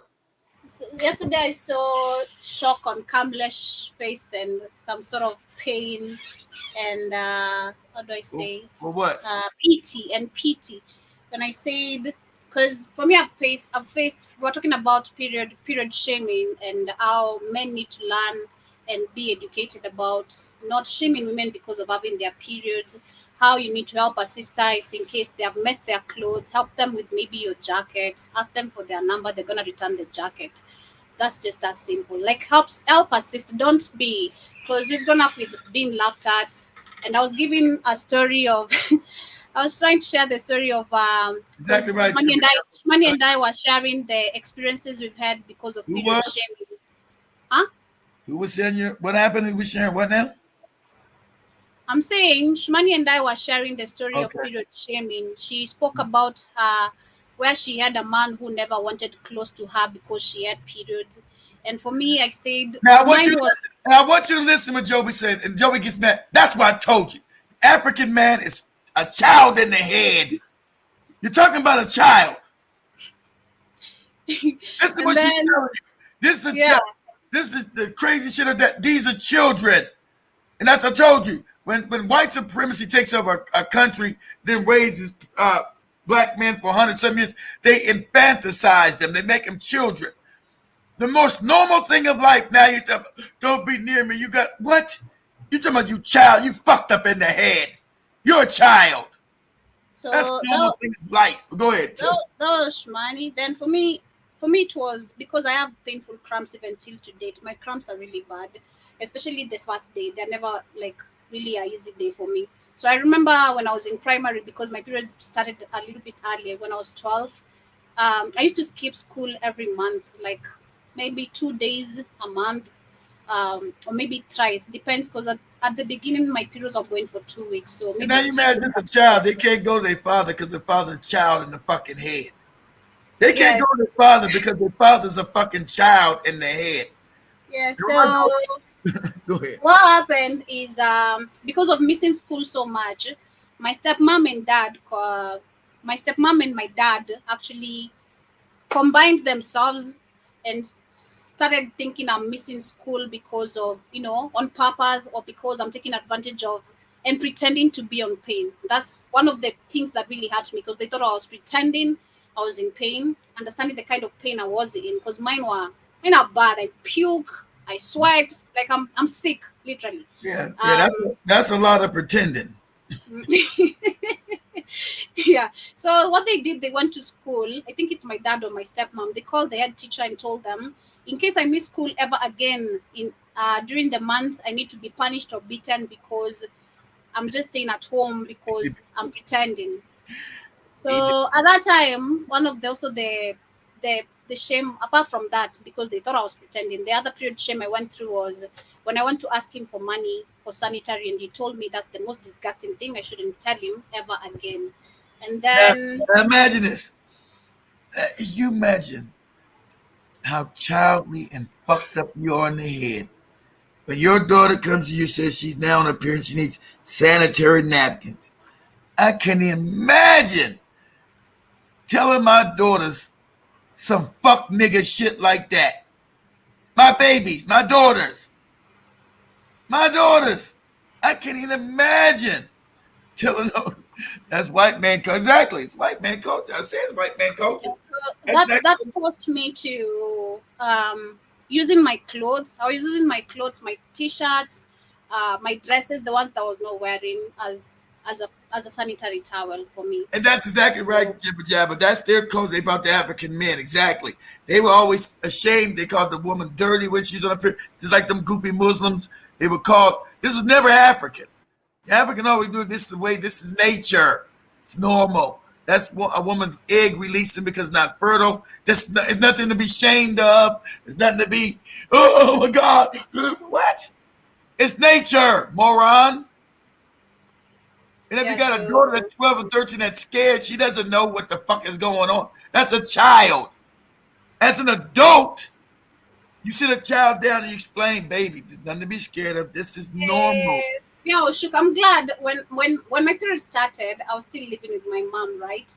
But it was still at the first episodes, like I'm not used to the pain. She had not figured out a painkiller that could work for me, so she was also trying to figure out. But I think after that, I moved to my dad. So living with my dad, I'm trying to adapt, of course, the new culture where I'm being beaten every day if I fail either homework. At school, I'm being beaten. At home, I'm going to be beaten because I'm not performing well. And I'm not performing well because if I try ask questions at home, exactly. No one is answering them. No one is answering them. No one is helping me with the homework and all that. Exactly right, Jibba Jabba. My wife wasn't the first one to give my daughter pads. I was. She came to me. She wanted to ask me what's going on. She's like your cousin got got her pads from your uncle. Exactly. Went to the store and got it for her. Exactly. That's what you do. My daughter came to me because she was scared. Both my daughters came to me. She said, "What's going on?" I said, "Listen, you're becoming a young lady. This is nature. Nothing to be ashamed of. It's going to happen now. You're going to get this. Remember, you're going to get this every month. Sometimes it may be more painful than the other months, and sometimes it may not. Depending. I don't know how your cramps are going to be." You're good, Dad. I said this is your nature. So this is an egg dropping. So this is what babies come from. So you're gonna get so many eggs in your life, and you know. You are a good dad, kid, and I'm glad you were there for your daughter, because for me I was shook. I just met my dad and I'm going to knock, because respectfully we couldn't even enter our dad's room just anyhow.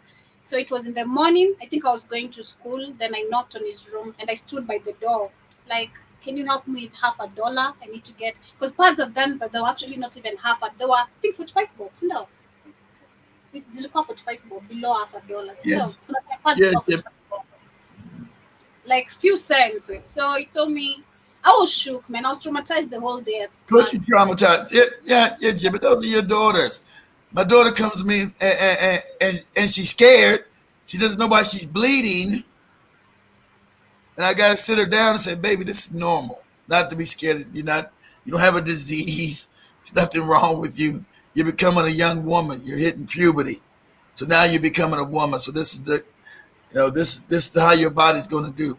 Every month, you're gonna have an egg drop, and it's gonna cause it to be blood. All this is just it's just a fertile egg, because you create life. Okay? When there's just another baby that hasn't been fertilized, it's gonna come out of it. Nothing to be afraid of, nothing to be ashamed of. It's life. Okay, it's natural, it's normal. I idea that you tell your daughter what Joby dad told you, talking about somebody fucked up in the head. And just hearing that makes me want to hit this nigga in the mouth. You don't tell a child no shit like that. It's a baby. You are a child in the head. Hell you doing? Well, you talking about your child's already scared. They don't even know what's going on. You know, shit's absolutely crazy. Exactly. That's rough, Job. Exactly. Like you, I can imagine. If I had a friend tell me some shit like that, I'd beat his ass. He talking about? This is a child. Fuck is wrong with you? It's your fucking raggedy ass mind. It's a child. So it's crazy. It's fucked up. So this is what we say. When you want to be a parent, please be a parent, knowing the kind of put yourself in the as a man, African men grow the fuck up. You become child, and this is global. Everybody know you're a child in the head. You fuck your children in the head. You're going to have to go back and start growing up. The joke said you have to grab confidence, but you're going to have to grow up as men. You've been grown children. That's a problem. That's why Africa's been dominating, taking over. You're going to have to start growing back up as men. You're going to be men again. Sorry. Can't be scared of a woman's period. Oh my God. Ooh, that shit get away. Ooh, what? What the fuck is wrong? I'll smack you in the mouth. Get your goofy ass away from me. You got the mind of a child. Get your childish ass away from me. Mm-hmm. Crazy as hell. I've been putting my hands on it. Hurt. It's crazy. And then you let me know Juba Jabba, because Kit I know he's gonna say something different. Juba Jabba, if it was you or Jomo Squish, would you forgive such a person? Would you really forgive such a person? You forgive. Do you really want such a person in your life? Because you forgive them for you, Joby. You don't forgive. When you forgive people, Joby, you forgive them for you. I do it distantly. I don't need to do it closely. I'll do it distantly. I'm cool with you. This I didn't talk disrespectfully to him on the phone. Yeah. Like, yo, my daughter. Oh, it's you. What's up? Yeah, I agree. Her father's a piece of work. He's one of the most. I ain't gonna lie. This is one of the most despicable motherfuckers. It's one of the most despicable motherfuckers I've ever heard of. This is and then I gotta blame Joby's mama. Baby, what the fuck was she doing with these fucked up men? You gotta go back to Joby's mom's upbringing, because both men she picked the fucked up. So it's something in her mother that was never came to maturity to judge men. Because I mean, I don't know nothing about the second her brother's daddy. I know he's fucked up too, but there's no stories that I can get. But he is fucked up. It's diabolical. I'd say I don't want to say it was better, because that was just for pretense to get my mom pregnant. Nah, he is fucked up. That's all I say. Because this guy came in because it was on the phone. I always love. I'm someone who keeps dates and records in my head. I don't care which, like, even if you said something slightly, it sticks in my head, and I'll even mark the dates. Like, I'll remind you the day you said this shit. So I remember it was on Prince Henry or Prince Harry, one of them. I don't know, Harry, the wife, the wedding, the royal wedding. Harry, that's it. Harry. This guy called, and Harry and Meghan Markle. The phone she was using was really loud. So, like, if I find a Joby in that house, I'm gonna kill the shit out of that. She's not my daughter. I'd rather not find that. And before that, he had beaten me so bad, and he had beaten my mom because he wanted me out. Like, How old were you, Joe? I was in class 3. I was, I think, 10, 9. Imagine this. That's what I'm talking about. Your mother and these rotten ass niggas. So you still get your daughter out at 10. And Joby, your mom was a bad judge of character. Bad. She was pathetic on that one. Bad. Put your daughter in some kind of risk. She blames me for my gang getting dementia and didn't help with any type of care. Who blames you for dementia? Who blames you for that? Who blames you for your grandma getting dementia and didn't help with it? Who blames you for that, jibber jabber? You didn't give any context. Who blames you for your grandma getting dementia? How can it be your fault that she got dementia?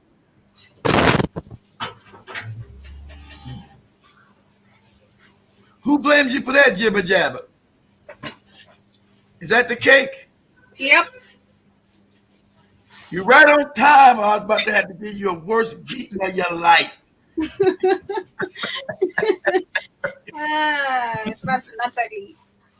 My mother and your daughter? Whoa, what kind of daughter? What? Your mother and your daughter came? Wow, this is crazy. And her daughter. My birth mother, so the sister, I guess. Oh, she said her mother, his mother, and okay. My mother and her daughter. Okay, it's about your sister. It's about and her daughter. You mean your sister? You don't call her your sister no more. He said my birth mother and her daughter. And her daughter. God damn. I guess each family has its own shit going We all on. got screwed up. We all got screwed up families. Jibber jab. My father is fucked up. Fucked up.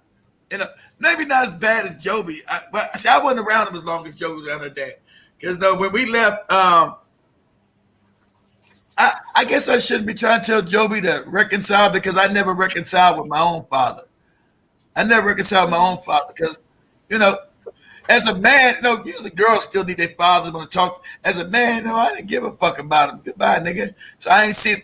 I talked to him like last time I was 18, and the last time I heard from him, I was like 40. So, and I didn't. One of my brothers had found him. My brother like called me one day out the blue. Said, you know, tried to be funny. Said, you know what? I found your daddy. What the fuck you talking about? I found your daddy, nigga. What are you talking about? He said, yeah. I said, damn, you, because we ain't heard from his ass like in 25 years or something. I was like, what? You found him? Where he at? He's still in L.A. He's outside Los Angeles. He's all fucked up. My brother's like, he's all fucked up, living in a nursing home. I said, damn, in a nursing home? Yeah, he's all fucked up. You want the number so you can call your daddy? I said, what? I said, nah, you the one found his ass. Did you call? Nah, I ain't call. I thought you like to talk to his ass. I said, that's all right, but give me the number. So I called the number, and he was all fucked up. I said, hey. He said, who's this? I said, it's Keith. Oh, hey, man, how you doing? I said, hey, I heard you in a nursing home. This is a nursing home. Where you at? Oh, I'm in a little town outside Los Angeles. I said, what you doing in a nursing home, man? What's happening with me? Well, you know, I really can't take care of myself no more. Things got rough. I said, man, damn, that's what happened when you fuck over all your kids, huh? Don't nobody want to fuck with you no more. You know, that's how, you know, you should have realized, nigga, you're going to get old and don't nobody want to fuck with you. He said, well, how'd you get my number? I said, Eric gave it to me. And then Charles called me too about it. So I said, you know what, man? I might need to come and get you. I don't want to, because I had already forgave him years ago. Because I was full. And I knew that's why I treated women fucked up. Because I had so much anger in me. That's why I ran through so many women. Because I said that rage towards him. And I didn't do that. I didn't do that, man. I realized that way long time ago. I'm like, nah. I know why. Because I don't know why I acted so vicious towards women. I was so ruthless. Get the coochie and get rid of them. I was so ruthless with that shit. That's it. What the fuck is what the fuck is wrong with me? Like I said, that was my addiction. I had to sit there. We got addiction. You got to know something. You the one fucked up. I'm like, what the fuck is wrong with me, man? Why do I treat women so bad? Why do I just like I'm like a predator? I'm like a wild animal. I'm like a predator. You know, I'm on a coochie hunt. Once I get it, I'm done with you. I don't want to talk to you. I'm already disposed of your ass. on to the next. They can be nice as hell. I'm like, nah, it's over. Get away from me. Right? So I said, I'm fucked up. Then I realized I had to sit and talk to my mother. Said, you got that hate in you. You haven't came to terms with your father. She was right. And all that. You gotta let that hate go because no one's worth your hate. But I feel about all that hate. So by then, see, oh, your mom left me with your granny as a baby. No food and a dirty diaper growing up. I called her auntie knowing she was my birth. But wow, she was fucked up. Yeah. Wow, she left you with your grandmother in a dirty diaper. Wow. And then got that Man, I really hate my mom. Trust me. I'd not. That one I'm not forgiving you for leaving me. And got the nerve to say you did your grandmother in with all the this motherfucker wasn't even around and dropped you to your grandmother's. I said I'd be like, bitch, you ain't got the nerve to talk. You don't get out my fucking face. That your mom to me, excuse I don't mean no disrespect to me, Jimmy, but your mom to me would be called bitch in my mouth. Bitch, fuck you talking to. Even to me, when my mom left me, I was aware. So it was like, if she never comes back for me, if she never, because I cried. Oh my God. When they separated with my dad, then officially she left me in the village because she had to give me up to someone because she didn't have a job. I think either a place to stay or something.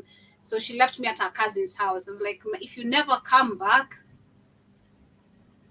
forget me. If you never, because I was aware of myself as a child. Like I was a kid who was understanding what is going on, being moved from here to here to here to here. Like, okay, this relative shit is not really impressing me. But what can I do? Yeah, of course it would be, Jimmy, because your mother gave you up and treated. So it'd be hard for you to get attached to people. It'd be hard. Relationships would be hard. That's what I understood because my father never accepted me. And I always thought I always thought maybe because I'm light skinned. My father and them are not light. Maybe thought my mom was fucking around on her, right?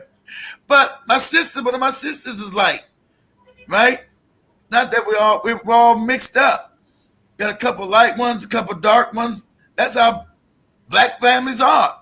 So maybe that is. I didn't know why this nigga had so much hate for me. The hate of me was just palpable. And I didn't understand it. The hatred. And so I asked him, I said, hey man, what was with all the hate you had for me? So at least I got to say, I was just fucked up. I wasn't really a good person and I just didn't know how to really deal with being a father. I said, well, goddamn, why did I get all the goddamn hatred? Why you spread this shit around to everybody? He said, well, I did, but I focused on you more for some reason. So I said, all right, I said, maybe I should come out to California and get you and bring you back to Florida. So, but then at that time, I was dealing with my own marriage. My own marriage was falling apart at that time. My own marriage was all fucked up. So my own marriage was fucked up. So, but damn, Jibba, you a good, what you said. Yeah, man, you,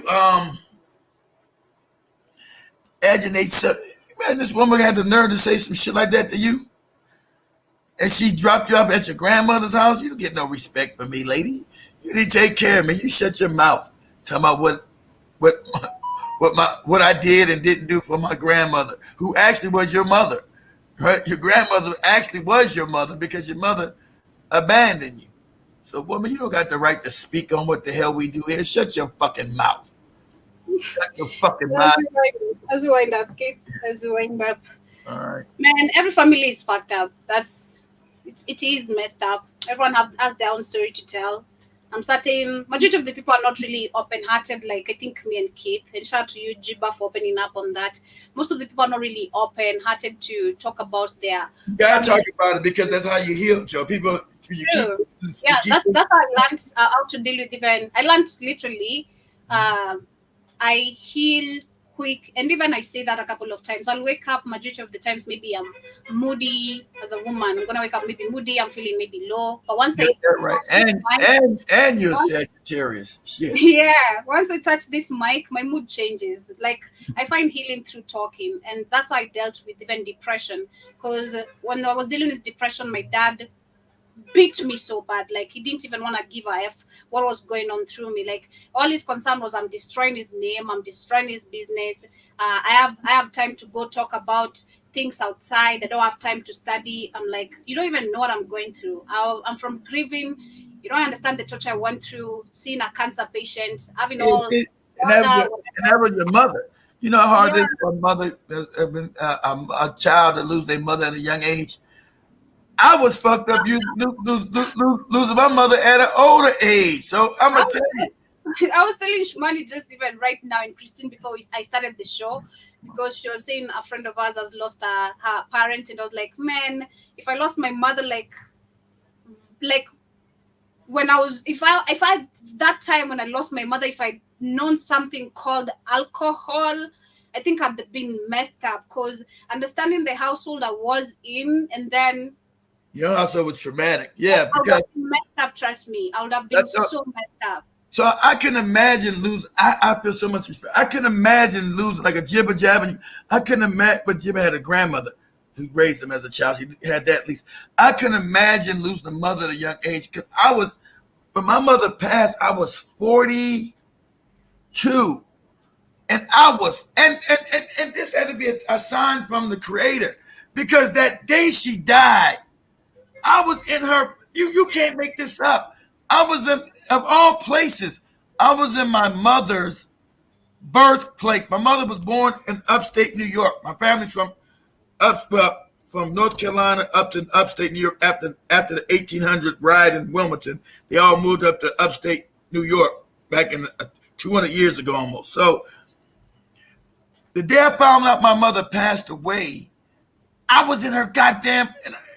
How many times did I go to Rochester, fucking New York? Hardly none. I'm in her birthplace where she was born and raised before they moved out to L.A. So I'm up there, and my wife, I'm up in Rochester, and so my mom, and so I don't even know my mother's passed away yet, right? So my wife gets on the phone, and I said, "Damn, I'm in Rochester. You know, my mom and grandmother." Because I knew the address. I'm up around where they grew up, where my grandmother raised my mom at around here before they moved out to L.A. She said, "Well, baby, I need to tell you something. Are you sitting down?" "Yeah, I'm sitting down. What's up?" Said, "They found your mom outside in the garden. She's passed away." So imagine me at 4. I was fucked up. I can imagine being a child. I'm a grown-ass man, but damn near grown-ass kids, right? Kids. I'm and losing my mother, I'm gonna tell you, I felt detached from the world. I feel like, how am I still around if you? It's like your mother holds you down to this planet. I don't know how to explain it. Sounds crazy, but losing my mother is like, it's like I wasn't detached to the planet anymore. So I had to drive. I'm gonna tell you, I was in such a daze, guys. I was driving, didn't know where the fuck. I ended up like in 3 states out. I didn't know the fuck I was even at.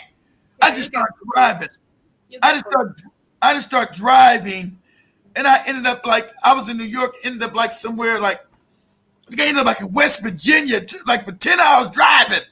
And then I finally got I said, "Where the fuck am I at? How the fuck did I even get here?" I was like, "Where the fuck am I at? How the fuck did I get to West Virginia from there?" I'm like, "What?" I mean, I drove for 10 hours. I didn't know the fuck I was even driving. I just drove, right? So then I knew I had to call both my brothers. One was living in France. He's still, and the other one was in Germany. So I called my brother Charles. So he was all fucked up. He's like, so then, but when I called my brother Eric, I got it. Me and his wife don't kind of get along. His wife don't get along, right? So I called. She said, "Hey." I said, "Hey, man, let me talk to my brother." "Why you need to talk to him?" I said, "Listen there, lady. I'm not asked to talk to you. Pass the phone to my goddamn brother. What the fuck is wrong with you, bitch?" I'm already making my mom is dying. I don't got no respect for you. I said, pass the phone to my brother, bitch. Fuck wrong with you? Not trying to talk to you. Told you. So my brother goes, hey man, why you talk to my wife? I said, hey man, shut the fuck about your wife. Let me tell you something. I said, are you sitting down? He said, why? Why? I said, are you sitting down, man? Nah, man, just tell me I'm standing right. I said, mom's passed away. He's like, what? I said, mom's passed away. And then the phone went completely silent. This nigga had passed out. He passed out.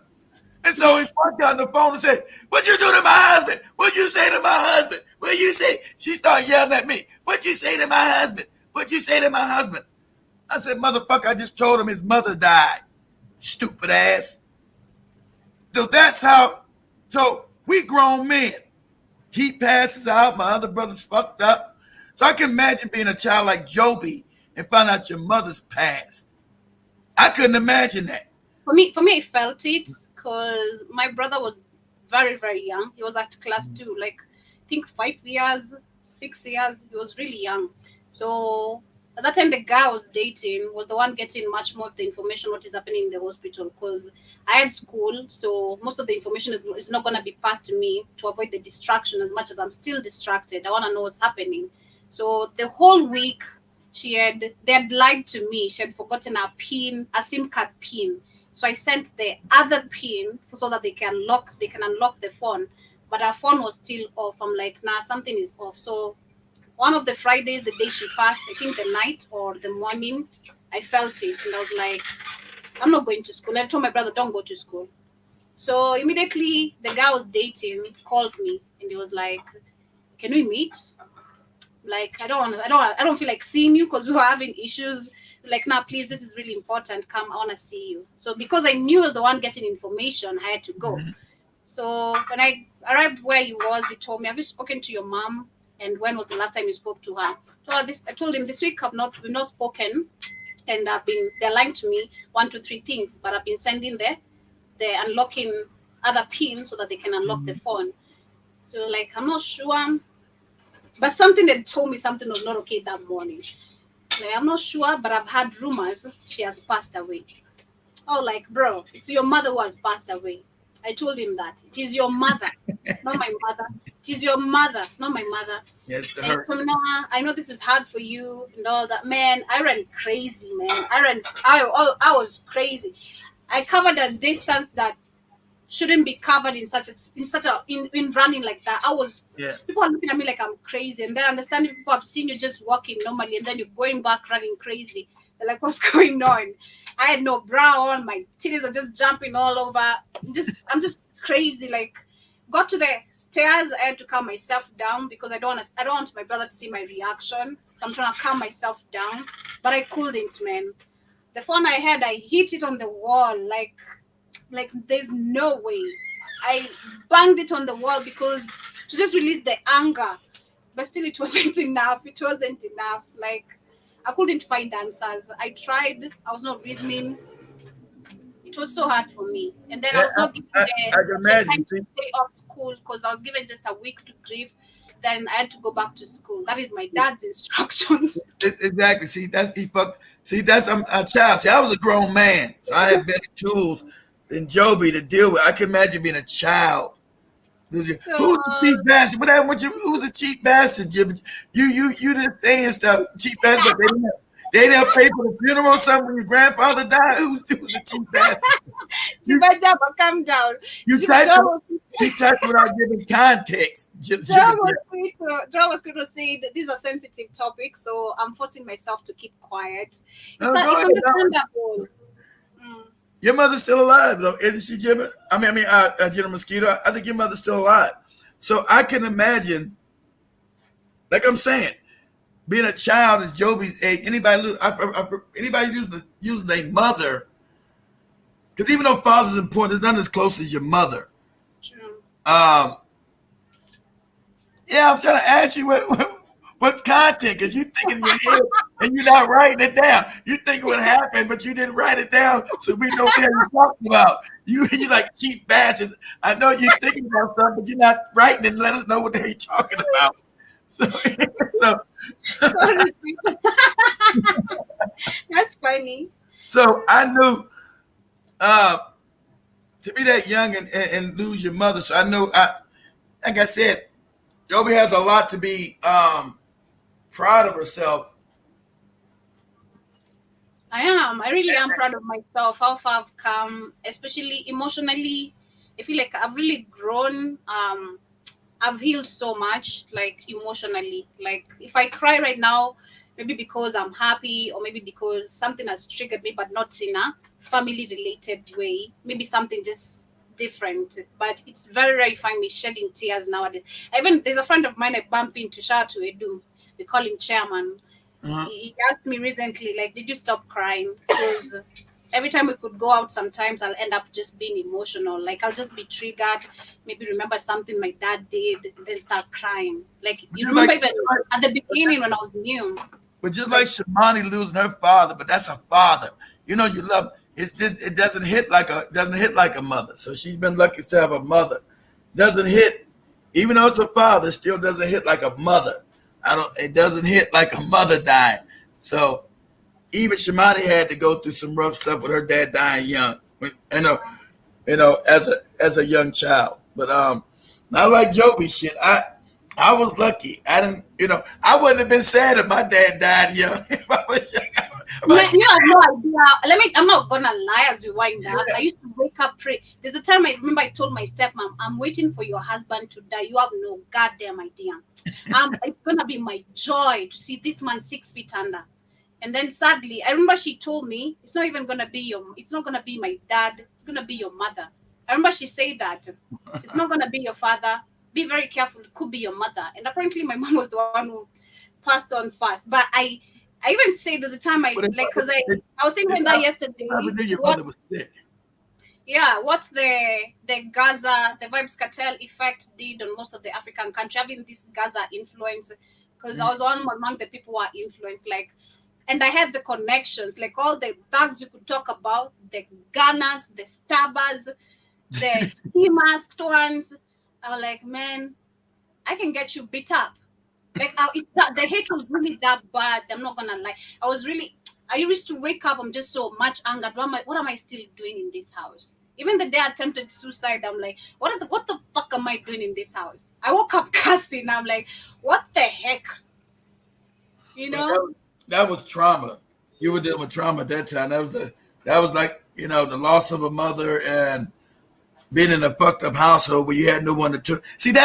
And you're lucky that you didn't kill yourself. Because young ladies, no matter what trauma that you're dealing with, it's only for a certain time. You'll grow up, and you can always leave. Okay, just deal with whatever you deal with. Sometimes, sadly enough, whatever makes you stronger. Not anymore, Jibajaba. I don't even have the connections anymore. Trust me, if I go there, I'm the one they're attacking right now. If I go there, I'm the one who's gonna be attacked because I'm changed, number one. I've not been there for like years. So they're gonna say, oh, this is a new one. She's not been around, And then definitely there's new goons. The old ones definitely are old. So you're not gonna go there acting smart. This thing. It's a different era. It's a different era. And also majority I knew are dead. They've been killed. Being honest, they've been like gunned down. That's how bad they were. The others are in prison for their lifetime. Others are dead. Some of them who are close to me are dead. So that's what happens. Joe, so you're lucky that you should wake up every day proud of how you maneuvered, because it's hard. A lot of people don't survive a bad household. True. They don't. It's hard. A lot of people don't survive a house. They think that they'll just be there and then life will never change, and they end up doing something to hurt themselves. Life always changes, guys. Life always changes, no matter what you do. And as a child, you don't know that. As a child, no one's there to teach you that. So for me, I'd say I'm grateful to a circle of friends I met. Shout out to DJ Carter, that is Pavin's cousin, the guy you met before. Yeah. Such kind of a group really helped me at that time to tackle the things I was going through at home, at school, and grieving my mom, because they were distracting me. They could come, because they knew the kind of a father I had. They could come, borrow permission, we go out somewhere to just distract me from, I'll just be involved in some few things. I was not taking drugs though or anything, but Good for you. 'Cause yeah. drugs would you would have really fucked up. Yeah, that's all. I was saying, man, if I was drinking at that time, if I knew anything called alcohol, I'd have killed myself with alcohol, because my dad was stressing the shit out of me, man. I was depressed, like for real. I was like, this is the end of me. I don't see any other. I didn't see light at all. I could see just darkness. And then when you wake up every day, you're just being called a moron. You're being called an idiot, a failure, and all that. What? What? What? Hold on. They also were being verbally abusive with you, calling you morons. Oh my God, Keith! I told my dad used to call me a dog. You dog, get out of my face. Wow. He called me even a prostitute, like all sorts of words. Wow. And then he got the audacity to call you my daughter. I miss you. Can you send me some money? Hey, man, nigga. Because I remember after being called a hoe, they even did a test on me to prove if I was a virgin. I didn't even know there was a traditional way of checking if someone was a virgin till that day. Yeah, Heimlich. Yeah, they checked my legs, and I like them and saying she's okay. I don't know about your legs. They take your private areas. The Heimlich. If your Heimlich's been broken, it means you've been sexually active. It's your Heimlich. Back of your leg, the back of your leg. I don't know. The back of your knee. The back. They check the back of my knee. What the fuck is this goopy nigga shit? What back of your knee? Like they told me to stand up, then put my legs straight, right? Then the knee, the back of the knee. Like they checked something. No, Joby, I don't. My God, you talking about some village? You calling you an idiot? That's some village idiot shit. No, for a woman, you have a Heimlich, and so your Heimlich, until you have sex, your Heimlich stays a certain way, so it's not broken. So once you have sex, that's why usually the first time I want to have sex is kind of painful. I know that's crazy shit, Jabba. Daddy just they crazy. Yeah, they checking the back of the knee, Jim, but not the front, the back of the knee.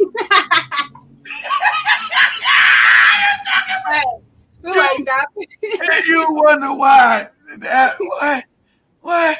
Yeah, I'm checking my daughter's been having sex by the back of her knee.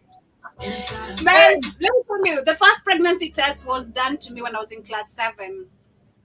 I was having. We don't know your class. How old are you? We don't know your classes. I was 12. I was 12, 13. God damn. I think I had a toilet infection because of the school I was taking. The sanitary was not really good. So you think you're pregnant with an infection. It's crazy. So I had an infection. Then I came to tell my stepmom because I couldn't, since my dad told me disgusting things not to tell him. I told my stepmom how I was feeling. Then immediately he bought a kit. That was the first time I saw the pregnancy kit, the urinal pregnancy kit. I was like, kit. You don't know. What the heck is this? You don't know your daughter. You think she's having sex at 12 and 13? Like, what the heck is this? So they told me you pee on a Yeah, Joe got to do a show about that advocate. You touched the back of the knee. Oh my God, I'm dying too. You talking about the most moronic, backward, idiotic shit. He's like, well, that's right, you got to show it. You imagine, I thought Joe was going to actually say, where you test a young lady, you test her Heimlich, her vagina. The Heimlich's been broken. Unless she fell on a bike, unless she riding a bike, you fall on some way hard, it can break it that way or something crazy. But usually, we all know usually the Heimlich is broken by sex. That's why when a virgin young lady person has sex, it hurts her because that Heimlich is being broken. So you can test that. But back of the knee crazy shit. Yeah, all right. Much love, family. We'll finish up the rest of the series tonight on the African. I want to know if all the ladies in there had the back of their knee tested. No. Have they heard of? Actually, I Have think they I'm heard? the one who said that one was. Have they heard? I'm asking. Have they heard of such a thing? No. Yeah, I've because never. your father is crazy as cat. You talking about an absolute moron. Anyway, family, much love. Thank you so much for tuning in. It's been an amazing conversation. 2 hours in it. I hope you guys have enjoyed. You can still put it up. Put the Meebo so we can see Shamani's cake cutting. Yeah, I will. Just in a few. We're coming back in a few. I need to laugh. That's right. I need to laugh too. Listen, Joby always fucks me up with the most craziest stories I've never expected. Every time I think it can get no crazier, Joby hits me with some even more crazy. And you got a 12-year 13 girl testing the back of her knee. Like, what you doing, man? What is this? I'm checking to see if she's pregnant. Hey, moron. Just in the back of her knee. Much love. I've loved so much too. My cheeks are hurting. See you guys later. Have yourselves a beautiful day. Thank you, Juba Jabba, for keeping the conversation alive. Shout out to Royal Constrictor, Byron Scott, John Mosquito, and Keith himself, and to all the amazing silent listeners. Those who shall be catching this on a replay, enjoy. Give us your stories as well if you can. He said that during job interviews, they check your knees. I don't know about that. But great.